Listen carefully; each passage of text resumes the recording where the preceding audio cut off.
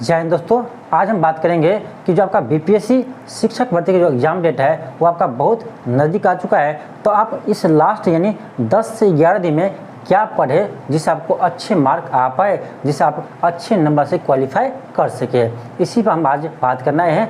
देखिए आपका लगभग आपका 10 से 11 दिन का समय बचा हुआ है। यानी आपका मान लीजिए कि 10 दिन का समय आपके पास बचा हुआ है। अब देखिए आपको ये जो आपका 10 दिन है ये आपका बहुत इंपॉर्टेंट है। ये आपका जो 10 दिन है वो आपका बहुत ही महत्वपूर्ण है, क्योंकि आपको इसी 10 दिन में आपका जो टॉपिक रिवाइज करेंगे यही आपका फ़ायदा करेगा। यानी आपके एग्ज़ाम में हो सकता है कि मार्क बहुत बढ़ा दे, और यही 10 दिन आपको हो सकता है कि मार्क बहुत आपको घटा दे।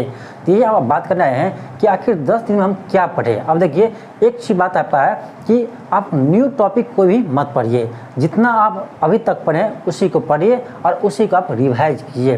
और क्योंकि रिवाइज यानी फास्ट थोड़ा आप रिवाइज कीजिए, क्योंकि आपका बहुत टॉपिक है तो इतना टॉपिक आप इन 10 दिन में रिवाइज नहीं कर सकते, इसलिए आपको थोड़ा फास्ट करना पड़ेगा। अब देखिए इसमें भी आपको थोड़ा स्मार्ट यानी स्मार्ट वर्क करना पड़ेगा। आपको दिमाग लगाना पड़ेगा कि हम कौन सा टॉपिक हम पहले रिवाइज करें और कौन सा टॉपिक में हम अधिक समय दें। अब देखिए पढ़ने के लिए तो बहुत सारा चीज़ है कि आप हर दिन पढ़िए, आप 24 घंटा पढ़िए तो आप समाप्त नहीं होगा। लेकिन देखिए दो तरह का स्टूडेंट होता है। एक होता है कि वो भर दिन पढ़ता है, ठीक है, भर दिन पढ़ रहा है, 24 घंटा पढ़ा, मान लीजिए वो 15 घंटा पढ़ता है, 20 घंटा पढ़ता है। और एक स्टूडेंट है जो 4 से 5 घंटा पढ़ता है, लेकिन वो जो 4 से 5 घंटा पढ़ता है वो स्मार्ट वर्क करता है। उसको पता है कि हमें कौन सा टॉपिक पढ़ना है और कितना पढ़ना है और कौन सा टॉपिक से क्वेश्चन अधिक आएंगे और किससे कम आएंगे, तो इसको बोलते हैं स्मार्ट वर्क। एक होता है कि हिस्ट्री उठाया तो भर दिन हिस्ट्री पढ़ रहा है, अब कहाँ पढ़ रहा है उसको कुछ पता नहीं, स्वयं पढ़ रहा है, चैप्टर वाइज वो पढ़ रहा है, रीडिंग तरह पढ़ रहा है, उसको ये नहीं मालूम है कि कहाँ से क्वेश्चन आएंगे, हम किस टॉपिक को पढ़ेंगे।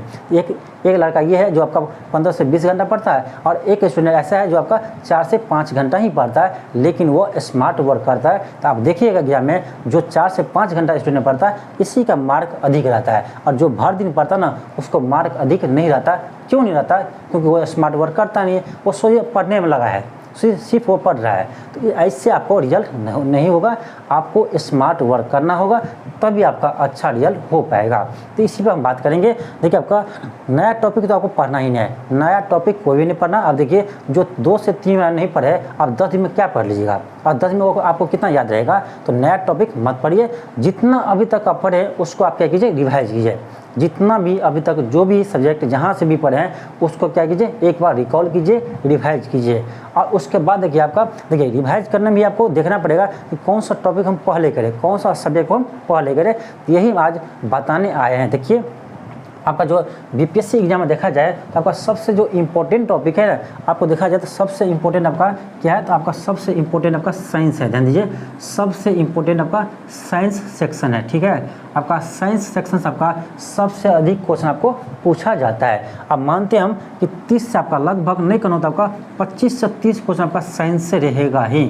25 से 30 क्वेश्चन आपका साइंस से रहेगा। आप देख लीजिएगा आपका एग्जाम में 25 से 30 क्वेश्चन आपको साइंस से रहेगा। तो सबसे पहले आप कहाँ ध्यान दीजिए, साइंस पर ध्यान दीजिए आप, और ख़ास करके बायोलॉजी पर, खास करके आपका बायोलॉजी पर ध्यान दीजिए, क्योंकि आपका बायोलॉजी का वेटेज आपका अधिक रहता है यानी बीपीएससी के एग्जाम में, ठीक है। तो पहले कहाँ ध्यान देंगे हम, सबसे पहले हम साइंस पर ध्यान देंगे, ठीक है। ठीक है, साइंस के बाद आप दूसरा आता है आपका क्या, तो आपका आता है हिस्ट्री। देखिए दूसरे जगह आपका यानी दूसरे स्थान पर हिस्ट्री को रखिए, हिस्ट्री को आप पहले रिवाइज कीजिए। देखिए हिस्ट्री से आपका सबसे क्वेश्चन अधिक आपका यानी साइंस के बाद आपका हिस्ट्री से क्वेश्चन आता है। और देखिए पूरा हिस्ट्री आपको नहीं पढ़ना है, हिस्ट्री का जो आपका इंपॉर्टेंट टॉपिक है उसको आप कवर कीजिए। देखिए आपका हिस्ट्री में आपका सबसे अधिक क्वेश्चन आपका यानी मॉडर्न हिस्ट्री से रहता है, तो पहले आप क्या कीजिए, मॉडर्न हिस्ट्री को कवर कीजिए। और खास करके आपका मॉडर्न हिस्ट्री में सबसे पहले देखिए आप क्या, तो आप 1857 की क्रांति देखिए। 1857 की क्रांति से जितने भी आपका तथ्य है, जितने भी आपका क्वेश्चन है उसको आप पढ़िए, ठीक है। उसके बाद आप क्या कीजिए, 1857 क्रांति के बाद ये आपका इंपॉर्टेंट टॉपिक है यानी मॉडर्न हिस्ट्री का, ठीक है। उसके बाद आप क्या कीजिए, उसके बाद आप सेकेंड स्थान पर भारतीय राष्ट्रीय कांग्रेस, भारतीय राष्ट्रीय कांग्रेस से जितने भी संबंधित प्रश्न हैं, भारतीय राष्ट्रीय कांग्रेस से जितने भी आपका संबंधित प्रश्न है उसको पढ़िए, यानी भारतीय राष्ट्रीय कांग्रेस आपको पढ़ना है, ठीक है। भारतीय राष्ट्रीय कांग्रेस पढ़ना है, इससे भी आपका इंपॉर्टेंट क्वेश्चन रहता है और खास करके आपका गांधी जी से संबंधित जितने भी आपका तथ्य है यहाँ से आपका क्वेश्चन रहता है। तो भारतीय राष्ट्रीय कांग्रेस का स्थापना कब हुआ, उसका अध्यक्ष कौन था, यानी प्रथम सम्मेलन में कितने व्यक्ति भाग लिया था, ये सब आपको पढ़ना है, ठीक है। तो इसके बाद आप क्या कीजिए, उसके बाद आप तीसरे स्थान पर यानी भारतीय राष्ट्रीय आंदोलन, जो भारतीय राष्ट्रीय आंदोलन है उससे संबंधित जितने भी आपका, जैसे आपका चंपारण सत्याग्रह होगा, चंपारण आपका सबसे फेवरेट है बीपीएससी का, यहाँ से क्वेश्चन आपको रहता ही है। तो आप क्या कीजिए, तो चंपारण सत्याग्रह जो आपका है उसको पढ़िए। चंपारण सत्याग्रह के बाद आपका जितने भी है असहयोग आंदोलन है, भारत छोड़ो आंदोलन है, सबको आप पढ़िए, ठीक है। यहाँ से आपका क्वेश्चन रहता है। ये आपका हो गया, यानी 1857 के बाद भारतीय राष्ट्रीय कांग्रेस, उसके बाद आपका यानी जितने भी आपका राष्ट्रीय आंदोलन है सभी को आपको पढ़ना है, ठीक है। इसके पढ़ने के बाद आप देखिए, आपका देखिए उसके पढ़ने के बाद ये आपका इंपॉर्टेंट हो गया। उसके बाद एक आता है क्या, विद्रोह, जनजाति विद्रोह, यहाँ से भी आपका क्वेश्चन आता है, ठीक है।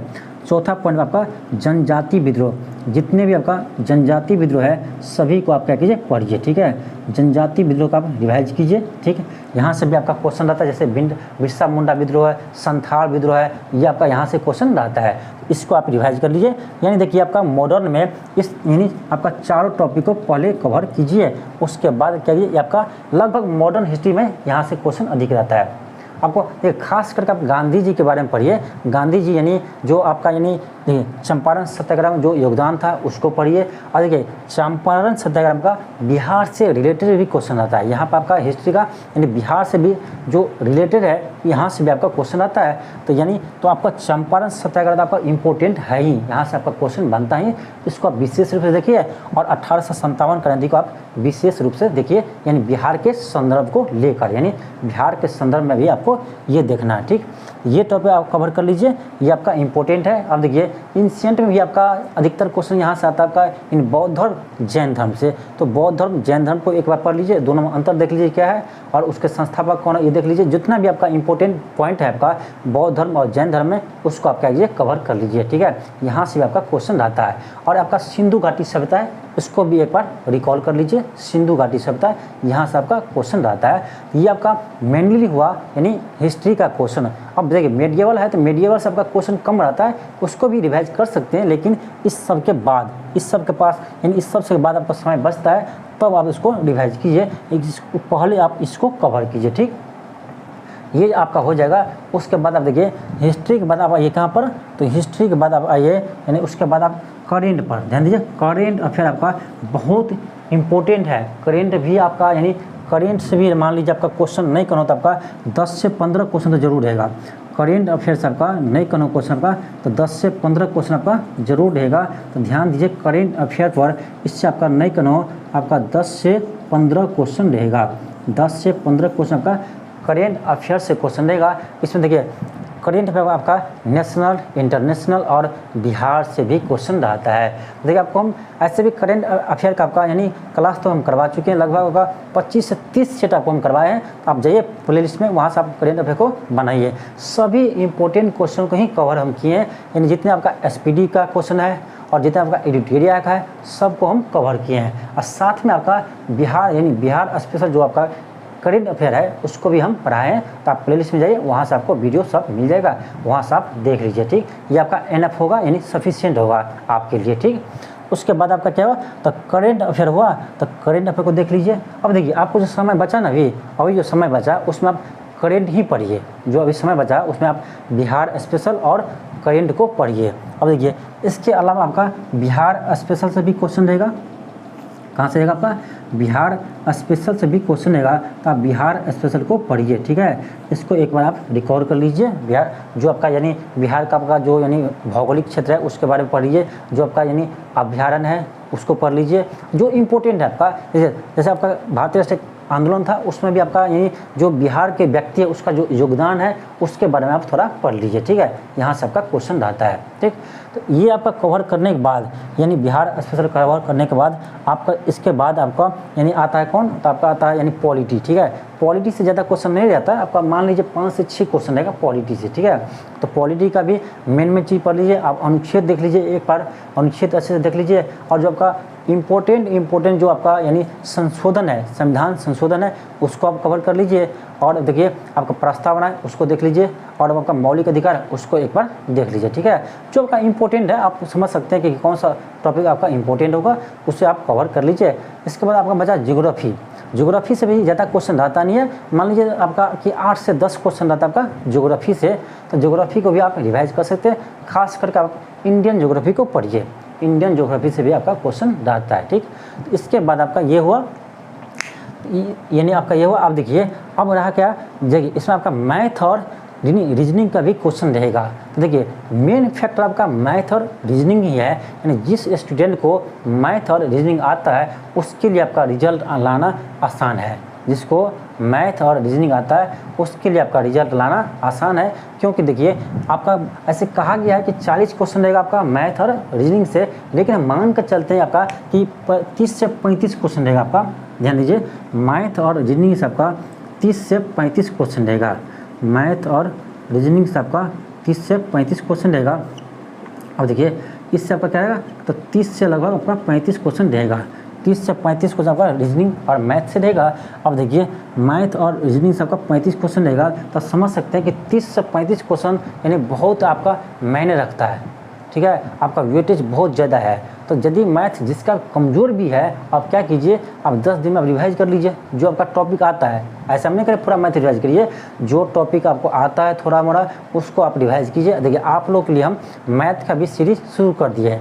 जितने भी आपका बीपीएससी में अभी तक मैथ का क्वेश्चन पूछा है सबको हम सोल्व करवा रहे हैं। अभी तक आपका 3 क्लास हो चुका है, तो आप प्लेलिस्ट में जाइए, यहाँ आपको मिल जाएगा मैथ का जितना भी सोल्व क्वेश्चन है सब आपको मिल जाएगा। इसी तरह से आपको हम साइंस का जितना भी अभी तक बीपीएससी में क्वेश्चन पूछा गया सबको हम सोल्व किए, उसको भी देख सकते हैं। आपका पॉलिटी क्वेश्चन जितना पूछा गया सबको हम कवर करवाए हैं, तो उसको भी आप देख सकते हैं। ठीक है, आप प्लेलिस्ट में जाइए ना, आपको सब मिल जाएगा, जो भी आपका काम का सब मिल जाएगा।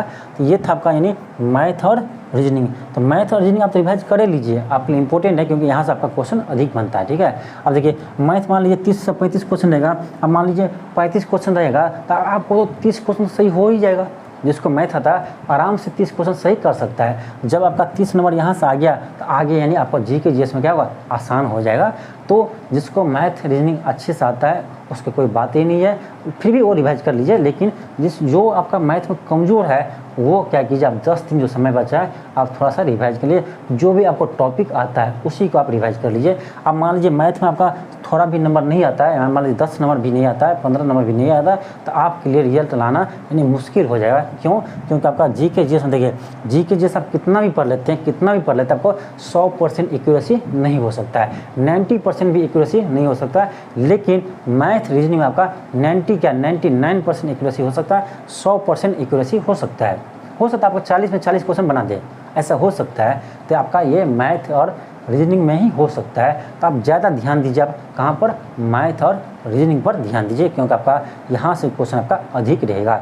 वही आपका रिजल्ट फैक्टर यानी यही आपका रिजल्ट डिसाइड करेगा, मैथ और रीजनिंग ही। क्योंकि जिसको मैथ और रीजनिंग आता है अच्छे से उसका रिजल्ट आराम से हुआ, उसको कोई टेंशन ही नहीं है। ठीक है, तो जिसको भी नहीं आता है, जो भी मैथ रीजनिंग में कमज़ोर है, तो उसके लिए हम सीरीज स्टार्ट किए हैं बीपीएससी का, तो उसे आप जाकर देखिए। और प्रत्येक दिन आपको क्लास होता है, आप उसको जाकर देखिए, आपको समझ में आएगा। नहीं आएगा तो आप कमेंट कीजिएगा, आपको हम अलग से आपको हेल्प करने के लिए तैयार है, इतना हम आपको कर सकते हैं। ठीक, तो ये हो आपका, तो यही आपका इंपॉर्टेंट टॉपिक था। इसीलिए आपको हम आए बात करने के लिए कि आखिर हम लास्ट में क्या पढ़े, कौन सा टॉपिक पढ़े जिससे आपको यानी बेनिफिट हो, जिससे आपको अच्छे मार्क ला सकते हैं, जिससे आप अच्छे से क्वालिफाई कर सकते हैं। इसीलिए आपको आए थे हम बात करने के लिए कि लास्ट हम 10 दिन में क्या पढ़ेंगे। तो आप कोशिश मत कीजिए कोई नया टॉपिक को पढ़ने का, कोशिश ही मत कीजिए, कोई भी नया टॉपिक नहीं पढ़ रहा। जितना अभी तक पढ़ें उसी को रिवाइज कीजिए। जितना आप सेट लगाए होंगे आपको इतना हम सेट करवाएं, आप सेट लगाए हैं उसको जाकर PDF देखिए, जो क्वेश्चन आपका इंपॉर्टेंट है उसको एक बार रिकॉल कर लीजिए। खास करके जितने भी अभी तक हम सेट करवाए हैं उस सेट में जो लास्ट में आपका करेंट अफेयर का क्वेश्चन आता है उससे एक बार आप जरूर देख लीजिए।